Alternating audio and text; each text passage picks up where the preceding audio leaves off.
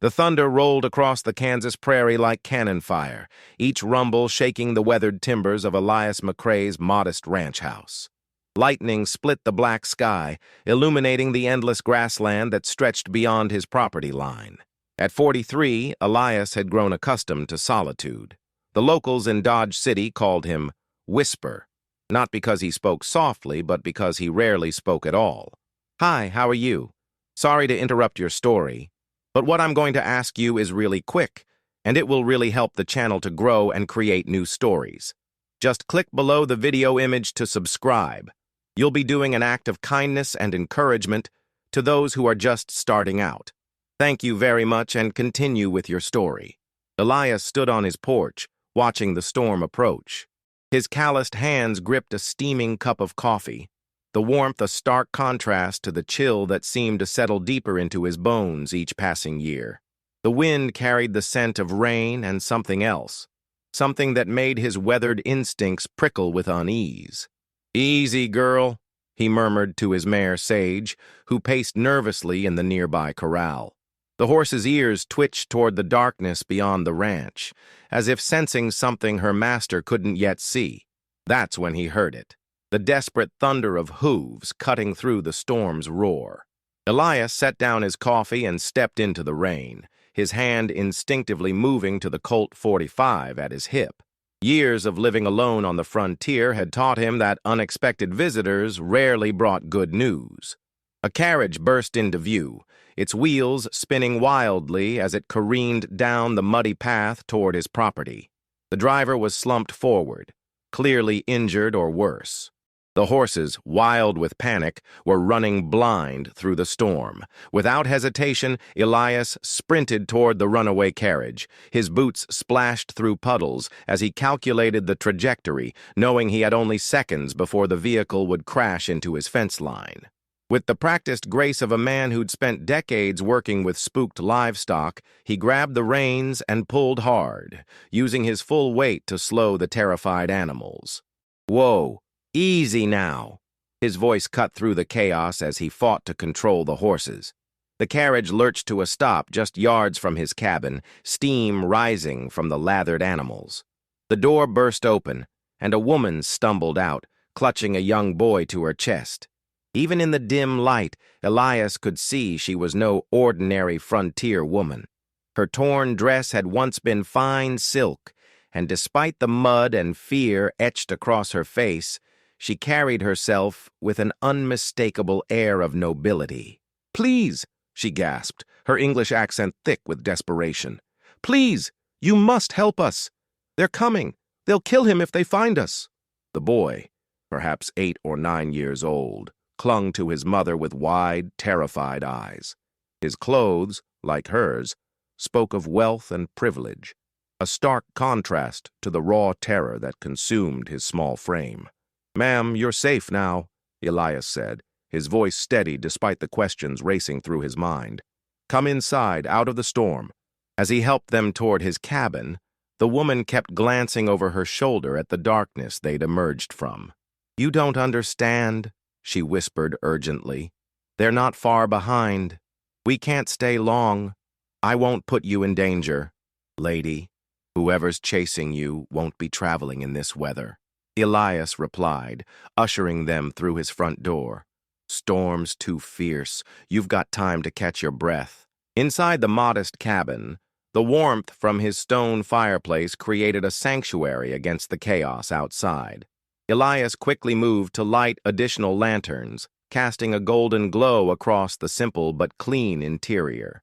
The woman collapsed into a chair near the fire, still holding her son protectively. "I'm Lady Annabel Fairfax," she said, her voice trembling. "This is my son, Thomas. We've traveled from England, and we're being hunted by men who would see him dead."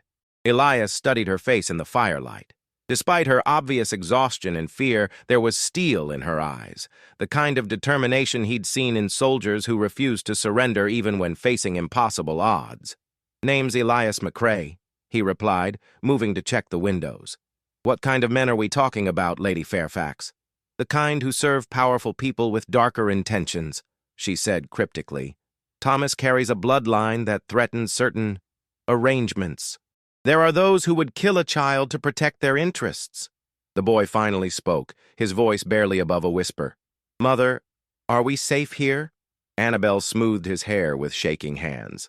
For now, my darling, this good man is helping us.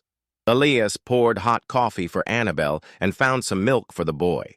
As he moved about his kitchen, his mind raced. He'd left his past behind when he'd settled in Kansas, choosing isolation over the complications that came with getting involved in other people's troubles. But looking at the terrified child, something stirred in his chest, a protective instinct he thought he'd buried years ago. Ma'am, I need to know what we're up against, he said, settling into a chair across from them. How many men? How well armed? And why exactly is your boy so important to them? Annabel hesitated, clearly weighing how much to reveal. Thomas is the legitimate heir to significant holdings in England. There are those who have claimed his inheritance in his absence, and they've hired mercenaries to ensure he never returns to claim what's rightfully his. Mercenaries, Elias repeated, his jaw tightening. How many? I don't know exactly. Dozens, perhaps more. They've been tracking us across the country. Her voice broke slightly. We thought we'd lost them in Denver, but they found us again in Wichita. Our driver, poor Samuel, he was shot trying to get us away. Thunder crashed overhead, and Thomas flinched closer to his mother. Elias noticed the boy's intelligent eyes taking in every detail of the cabin, as if memorizing potential escape routes. The child had learned to think like a hunted animal. No child should carry that kind of fear. Well, they won't be moving tonight, Elias said firmly. Storm's too dangerous. That gives us time to figure out our next move. Our next move? Annabel looked at him with surprise. Mr. McCrae, I cannot ask you to involve yourself further. You've already done more than enough by giving us shelter. Elias stood and moved to the window, peering out into the storm-lashed darkness. Lady, I've been alone on this ranch for 8 years.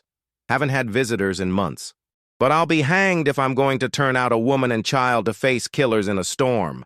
As if summoned by his words, a distant flash of light appeared on the horizon. Not lightning, but torches. Multiple torches, moving steadily through the rain toward his property. They're coming, Annabel whispered, having seen the lights as well. Even in this weather, they're coming. Elias felt the familiar calm that had once served him well in dangerous situations. Then we'd better get ready for them. Thomas, can you handle a rifle? The boy nodded solemnly. Father taught me before he died. Good boy. Elias moved to his gun cabinet, retrieving weapons and ammunition. Lady Fairfax, I need you to take Thomas to the root cellar behind the kitchen. There's a hidden door. You'll be safe there until this is over. What about you? She asked, fear evident in her voice. Elias checked his rifle and moved toward the front door. I'm going to have a conversation with your friends about the proper way to treat a lady and her child. As Annabel hurried Thomas toward the back of the cabin, she paused. Mr. McCrae, why are you doing this? You don't even know us. Elias looked back at her, his weathered face set with determination. Ma'am, sometimes a man's got to stand for something, even if he stands alone. The torches were getting closer now, and through the rain he could make out the shapes of riders, far more than he'd hoped. As he extinguished the lanterns and prepared for what was coming, Elias couldn't shake the feeling that this storm had brought more than just refugees to his door. It had brought his past back to find him.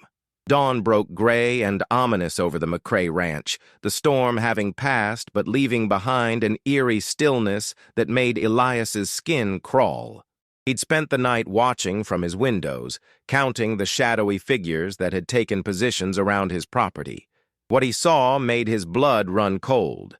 This wasn't a small band of hired guns. This was an army. Nearly 200 men had surrounded his modest ranch house during the night, creating a perfect circle of death that stretched beyond his fences. They'd moved with military precision, establishing camps, posting sentries, and setting up what appeared to be a command post on the small hill overlooking his property. Sweet Mary, Elias muttered under his breath, adjusting his spyglass to get a better look at their leader. The man sat astride a magnificent black stallion, his bearing unmistakably military. Even from a distance, Elias could see the cold calculation in the way he surveyed the ranch house. Behind him, he heard the soft footsteps of Lady Annabel emerging from the root cellar where she and Thomas had spent the night. Her face was pale but determined, and she moved with the quiet grace of someone accustomed to danger. "How many?" she asked simply, joining him at the window. "More than I've ever seen in one place outside of a war," Elias replied grimly. "Your boy must be mighty important to someone." Annabel's jaw tightened. "More important than I let on last night." She paused, clearly wrestling with how much to reveal. "Thomas isn't just heir to an estate, Mr. McCrae. He's the rightful heir to the throne of a small but strategically important kingdom. His father was murdered for that crown, and now they want to eliminate the bloodline entirely." Elias lowered his spyglass and stared at her. "You're telling me I've got a king hiding in my root cellar?" "A boy who should be king," she corrected. "And the man out there leading that army is Major Silas Boone, formerly of Her Majesty's Royal Guard. He was supposed to protect Thomas's father, but instead, he orchestrated his assassination. Now he's been hired to finish what he started." Before Elias could respond, a voice boomed across the prairie, amplified by a speaking trumpet. "Elias McCrae, I am Major Silas Boone, acting under the authority of the Crown. You are harboring fugitives wanted for treason.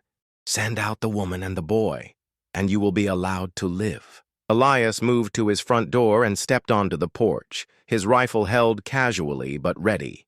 The morning air was crisp, and he could see his breath as he called back. "Major, this is private property. You've got no authority here, Crown or otherwise. These folks are under my protection." Boone spurred his horse forward, stopping just outside rifle range. He was a tall, imposing man with graying hair and the kind of mustache that spoke of military pride. His uniform, though travel-stained, was immaculate, and his eyes held the cold certainty of a man accustomed to being obeyed. "Mr. McCrae, you clearly don't understand the gravity of the situation. The boy is a pretender to a throne, and the woman is a traitor to the crown. I have 200 men at my disposal, and you have... What? A few rifles and some stubborn frontier pride?" "I've got something you don't, Major," Elias called back. "I've got the moral high ground, and in my experience, that counts for more than numbers." Boone's laugh was harsh and without humor. "Moral high ground doesn't stop bullets, Mr. McCrae. I'm offering you one chance to walk away from this. Send them out, and you can return to your quiet life." "Counter offer," Elias replied, his voice carrying clearly across the distance. "You and your army pack up and ride out of Kansas, and I won't have to demonstrate why they call this the frontier." Inside the cabin, Thomas had emerged from the cellar and was peering through a crack in the shutters. Despite his fear, there was something regal in the way he held himself, a natural dignity that spoke to the royal blood flowing through his veins. "Mother," he whispered, "why is Mr. McCrae helping us? He could give us up and save himself." Annabel knelt beside her son, her hands gentle on his shoulders. "Because, my darling, there are still good men in this world, men who understand that some things are worth fighting for, even when the odds seem impossible." Outside, Boone was growing impatient. "You have 1 hour to reconsider, McCrae. After that, I'll take what I came for, and your heroics will have accomplished nothing but getting yourself killed." As the major wheeled his horse around and rode back to his command post, Elias returned to the cabin. His mind was already working through possibilities, calculating angles and distances, remembering tactics from a life he'd tried to leave behind. "Lady Fairfax," he said, his voice serious, "I need to know everything, every detail about why they want the boy dead, who's paying Boone, and what kind of resources they have.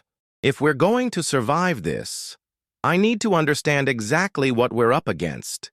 Annabel nodded, settling into a chair with Thomas beside her. Thomas's father, King Edmund, ruled a small kingdom called Valdoria. It sits at a crucial crossroads between major European powers, making it incredibly valuable strategically. When Edmund was murdered, his brother Prince Regent Harold assumed the throne, claiming Thomas had died in the same attack. "But Thomas survived," Elias said, beginning to understand. "I got him out." Annabelle confirmed. "We fled to America, hoping to disappear until Thomas came of age and could reclaim his birthright. But Harold has been consolidating power, making deals with foreign governments, selling Valdoria's independence piece by piece. Thomas's return would expose Harold's treachery and cost him everything." Thomas spoke up, his young voice steady despite his fear. "Uncle Harold promised me to the French as a hostage when I was 6. He said it was for the good of the kingdom, but Mother knew better." Elias felt a surge of anger at the thought of anyone using a child as a political pawn. "So Harold hired Boone to make sure Thomas never makes it back to claim his throne." "Boone was Harold's man from the beginning," Annabelle said bitterly. "He was supposed to protect my husband, but instead he arranged for assassins to have access to the palace. When I discovered his betrayal, I barely escaped with Thomas." A commotion outside drew their attention. Through the windows, they could see Boone's men setting up what appeared to be artillery pieces, small cannons that could reduce the cabin to splinters. "They're not planning to wait much longer," Elias observed grimly. "And they're not planning to take prisoners." Suddenly, the sound of approaching hoofbeats came from the direction of town. A single rider was approaching under a white flag, Sheriff Jedediah Crane from Dodge City. Elias had known Crane for years. He was an honest lawman caught between the letter of the law and the spirit of justice. Elias stepped back onto the porch as Crane dismounted near the command post. He could see the sheriff talking animatedly with Boone, gesturing toward the cabin. After several minutes, Crane remounted and rode toward the house. "Elias!" Crane called out as he approached. "I need to talk to you." "Come ahead, Jed," Elias replied, though he kept his rifle ready. Crane dismounted and walked slowly toward the porch, his hands visible and empty. He was a weathered man in his 50s, with the kind of steady demeanor that made him effective at keeping peace in a frontier town. "Elias, that British fellow claims he's got legal authority to take those folks you're harboring. Says the woman kidnapped the boy and they're wanted for treason. And what do you think, Jed?" Crane glanced back toward Boone's position, then met Elias's eyes. "I think a man who needs 200 soldiers to arrest one woman and a child might not be telling the whole truth. But I also think you're outnumbered about 100 to 1. "Numbers don't make right, Sheriff." "No, they don't," Crane agreed. "But they do make dead. Elias, I've known you for 8 years. You're a good man, but you can't fight an army by yourself."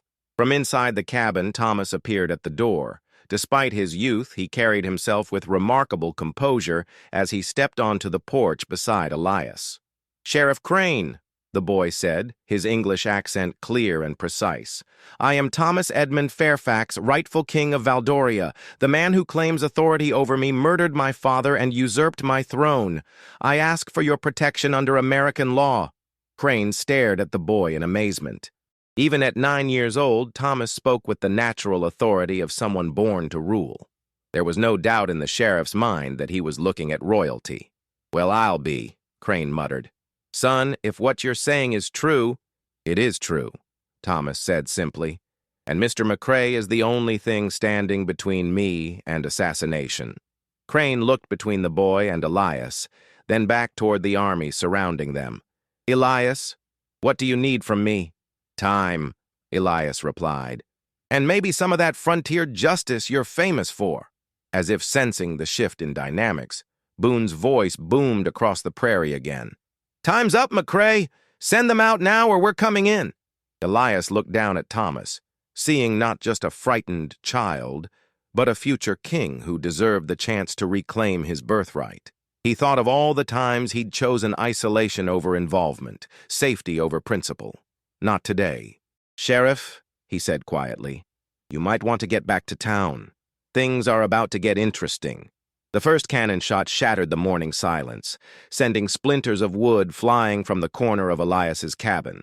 The message was clear. Negotiations were over. As smoke drifted across the prairie, Elias quickly ushered Thomas and Annabelle back into the reinforced root cellar he'd prepared during the night. "Stay down and stay quiet," he instructed, his voice calm despite the chaos erupting around them. "No matter what you hear up here, don't come out until I give the all-clear." Thomas grabbed Elias's sleeve, his young face etched with concern. "Mr. McCrae, there are too many of them. You can't fight them all." Elias knelt down to the boy's level, meeting his eyes with steady determination. "Son, sometimes it's not about winning. Sometimes it's about making sure the right thing gets done, no matter the cost." As another cannon shot thundered outside, Annabelle pulled Thomas close. "Mr. McCrae," she said, her voice thick with emotion, "if something happens to you, how can we ever repay such sacrifice?" "By making sure that boy grows up to be the kind of king his father would have been proud of," Elias replied simply. He sealed the hidden entrance to the cellar and moved to his prepared positions. During the night, he'd strategically placed rifles, ammunition, and supplies throughout the cabin. He'd also made some modifications that Boone's army wouldn't expect from a simple rancher. The truth was, Elias McCrae hadn't always been a solitary cattle rancher. Before settling in Kansas, he'd been Captain Elias McCrae of the Union Army, a specialist in defensive tactics and guerrilla warfare. He'd chosen isolation, not from cowardice, but from a desire to escape the violence that had defined too much of his life. But some fights chose you. Through his reinforced windows, Elias could see Boone's men advancing in organized formations. They moved with military precision, but they were also overconfident. They expected to overwhelm a simple frontier cabin with superior numbers and firepower. They hadn't counted on facing a man who'd held defensive positions against Confederate armies. Elias's first shot dropped the lead soldier at 200 yards, the crack of his rifle echoing across the prairie. The advancing line hesitated, suddenly realizing that their target wasn't going to be as easy as anticipated. "Spread out!" Boone's voice carried across the field. "He's just one man." But Elias had prepared for this moment.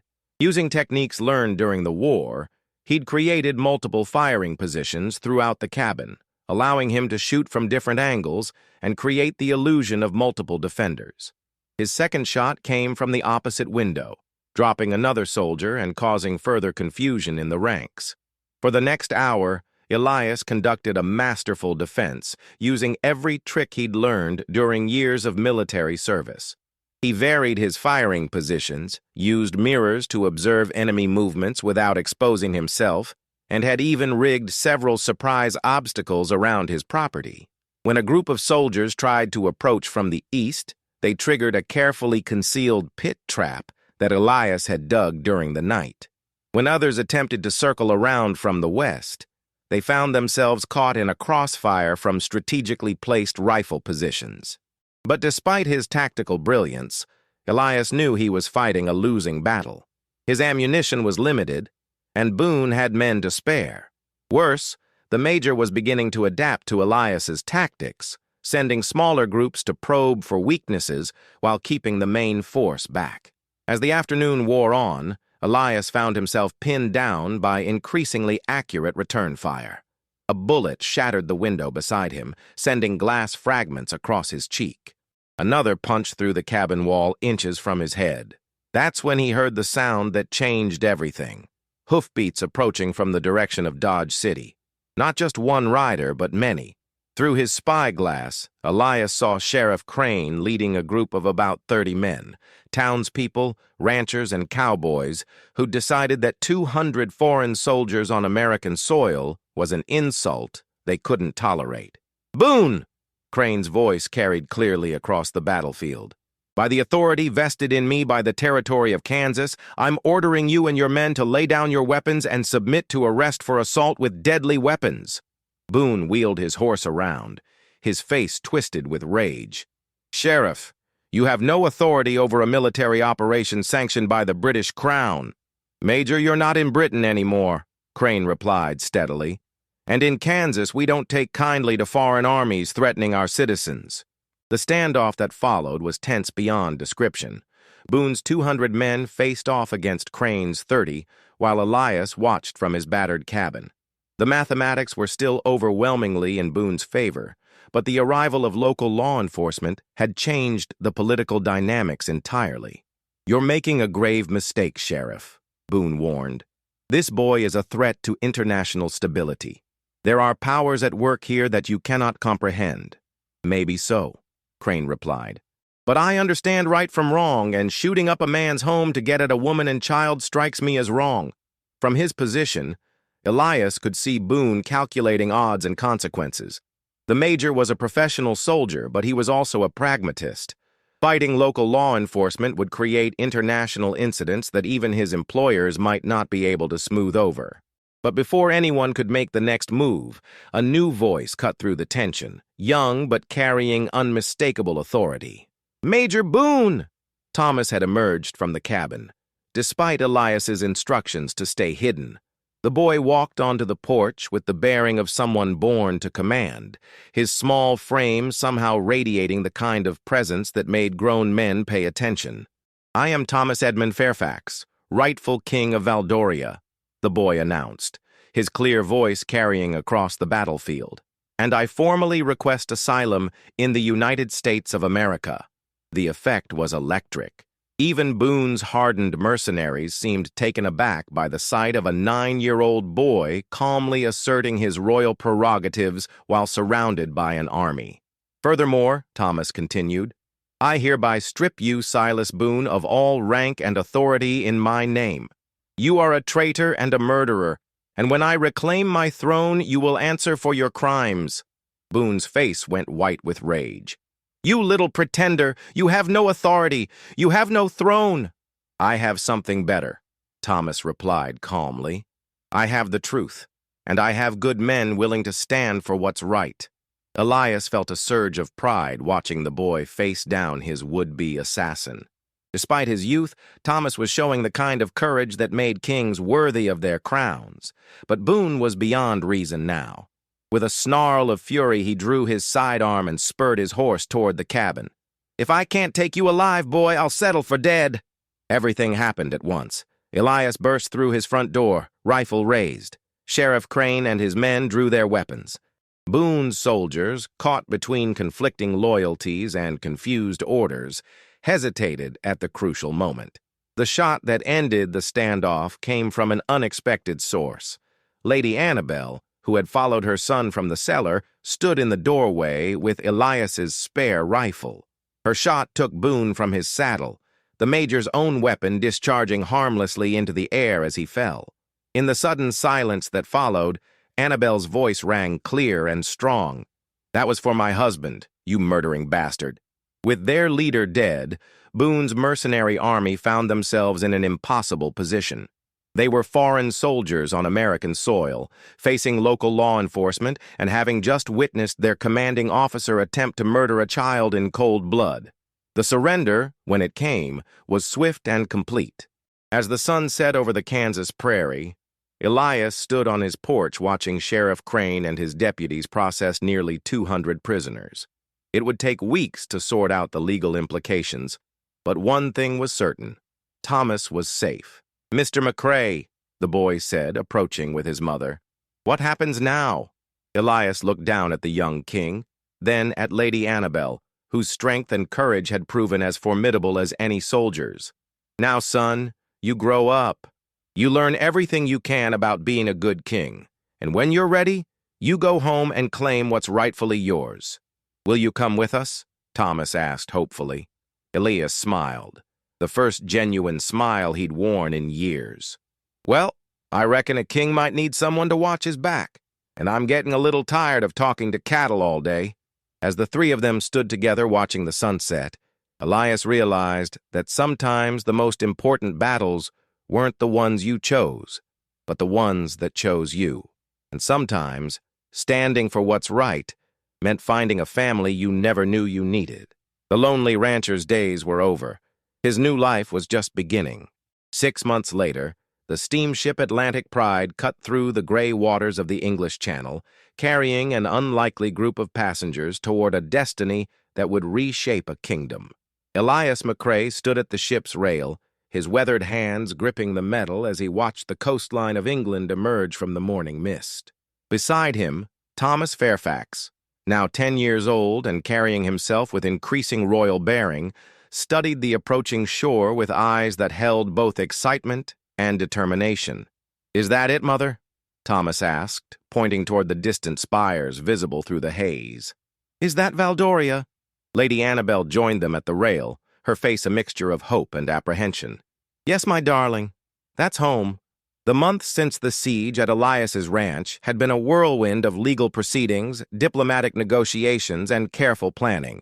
Sheriff Crane's arrest of Boone's mercenary army had created an international incident that reached the highest levels of government. When the truth about Thomas's identity and his uncle's treachery came to light, it had sparked outrage across Europe. The evidence they'd gathered from Boone's papers had been damning.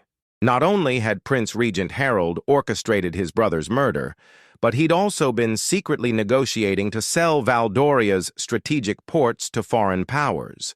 The revelation had cost him the support of his own nobles and the backing of the British crown. "Mr. McCrae," Thomas said, turning to his protector and friend, "are you nervous?"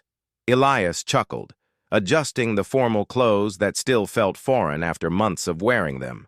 "Son, I've faced down Confederate cavalry and 200 mercenaries, but the thought of royal protocol and fancy dinner parties, that's got me more worried than I care to admit." The truth was, Elias had been transformed by the events of the past months. The lonely rancher who'd wanted nothing more than solitude had discovered that he had a gift for strategy and protection that extended far beyond the Kansas prairie. Thomas's legal team had convinced him to accept the position of Royal Security Advisor, a role that would allow him to continue protecting the boy while helping to rebuild Valdoria's defenses. As their ship approached the harbor, they could see crowds gathering on the docks. Word of the rightful king's return had spread throughout the small kingdom, and the people had come to witness history in the making. "Look at them all," Annabel whispered, tears forming in her eyes. "They've been waiting for you, Thomas, waiting for their true king to come home." The boy straightened his shoulders, and Elias could see the weight of responsibility settling on him like a royal mantle. Despite his youth, Thomas had spent the voyage studying everything he could about kingship, governance, and the needs of his people. He'd also spent hours with Elias, learning about strategy, security, and the hard choices that leaders sometimes had to make. As they disembarked, they were met by Lord Chancellor Edmund Whitmore, an elderly nobleman who had secretly opposed Harold's regime and helped coordinate Thomas's return. His weathered face broke into a smile as he knelt before the young king. "Your Majesty," he said formally, "welcome home." Thomas looked at the kneeling nobleman, then at the crowds of people watching from behind barriers. With a wisdom beyond his years, he placed his hand on Whitmore's shoulder. "Please rise, Lord Chancellor.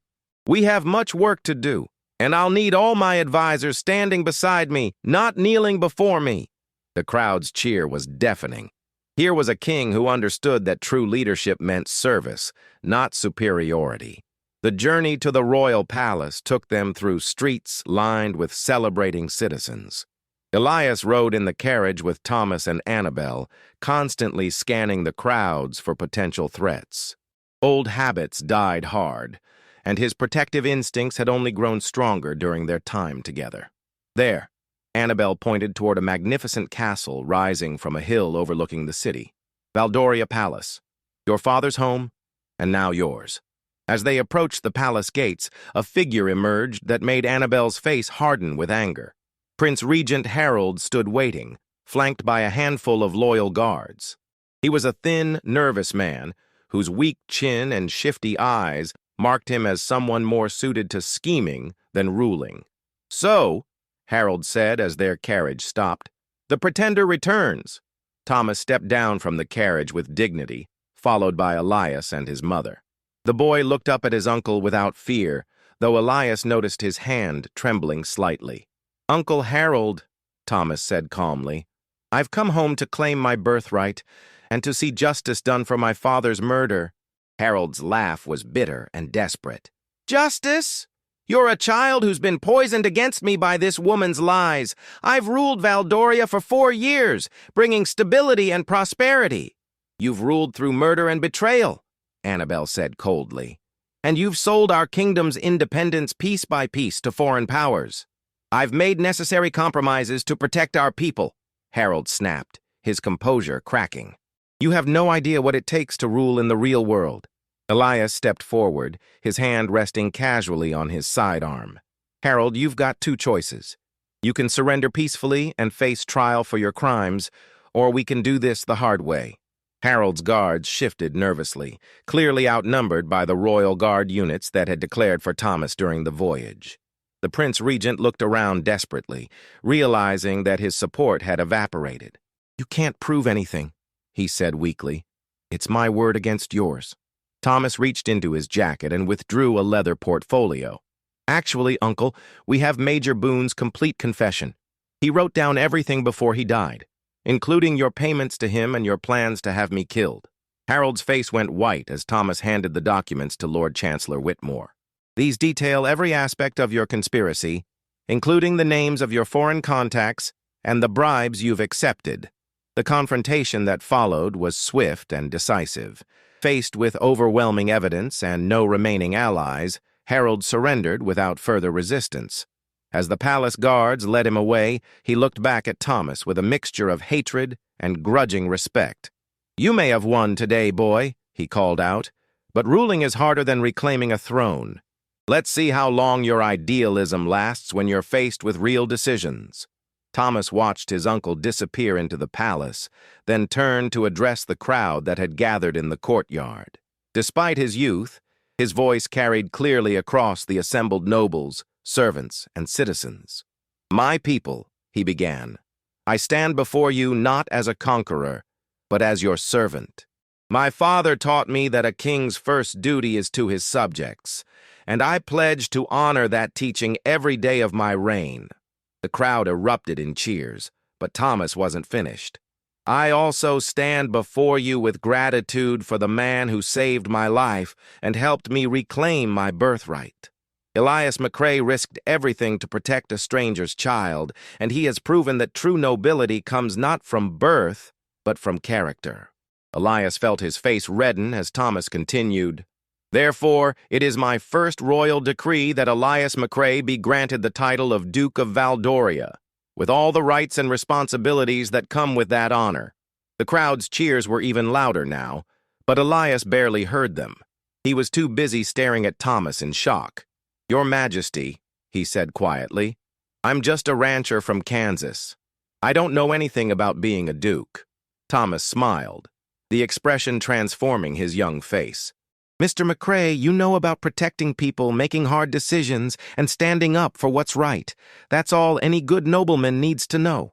As the celebration continued around them, Elias found himself thinking about the strange turns his life had taken. A year ago, he'd been a lonely man talking to cattle and avoiding human contact. Now he was a duke in a foreign kingdom, sworn to protect a boy king and help rebuild a nation. "Elias," Annabelle said, approaching with tears of joy in her eyes, "thank you for everything. You've given my son his birthright and his future." "Ma'am," Elias replied, watching Thomas accept the greetings of his nobles with natural grace, "I think he's going to give a lot more to this kingdom than it ever gave to him." As the sun set over Valdoria Palace, painting the ancient stones in shades of gold and crimson, Elias McCrae stood beside his young king and felt something he hadn't experienced in years, the satisfaction of knowing he was exactly where he belonged. The lonely cowboy's journey was complete. The Duke's service to his king was just beginning, and in the years that followed, the legend would grow of the American rancher who helped a boy reclaim his crown, and the king who proved that true nobility could be found in the most unexpected places. Thomas would rule Valdoria for 43 years, becoming known as Thomas the Just, and beside him through every challenge and triumph stood his most trusted advisor, a former cowboy who'd learned that sometimes the greatest adventures begin when you choose to help a stranger in need. The storm that had brought them together had passed, but the bonds forged in that Kansas cabin would last a lifetime. Hello, how are you? Did you enjoy the story? Like, share, comment on which city you're watching from, and subscribe to the channel to help us continue adding new amazing videos. Thank you very much, and come back often.